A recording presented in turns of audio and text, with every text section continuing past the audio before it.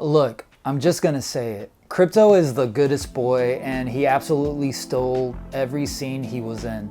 I was not expecting to walk out of Superman thinking, wow, I need more of the dog, but here we are. And it's not just that he's cute or funny. Krypto adds heart to the story in a way that totally caught me off guard. In a film that's already about hope, legacy, and identity, he somehow manages to deepen all of that. James Gunn has a track record with animal sidekicks. I mean, think about Rocket in Guardians, or even Sebastian the Rat in the Suicide Squad. They're not just quirky sidekicks, they're emotional anchors.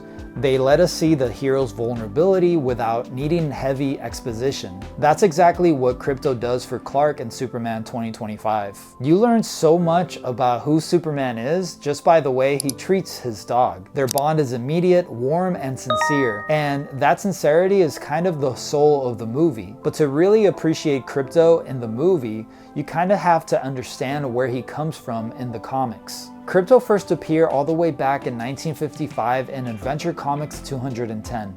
In that version of the origin, he was a test subject for a prototype rocket, launched by Superman's father, Jor-El. But this pod veered off course, and Krypto arrived on Earth after Superman had already become a hero. Just like Clark, Krypto had a Kryptonian biology, so under Earth's yellow sun, he has all the classic powers: flight, super strength, heat vision, x-ray vision, freeze breath, and even super hearing. Basically, he's Superman if you swapped out the cape for a wagging tail. Now fast forward to the animated era, Krypto became the star of his own Saturday morning cartoon, Krypto the Superdog, and more recently popped up in the animated movie DC League of Super Pets. So he's been part of Superman lore for decades, even if he's never really had a chance to shine in live action until now. In Superman 2025, James Gunn takes some liberties with the origin, but honestly, they work. The movie doesn't get bogged down in flashbacks or science. It just lets Krypto exist. He's already with Clark when the story begins.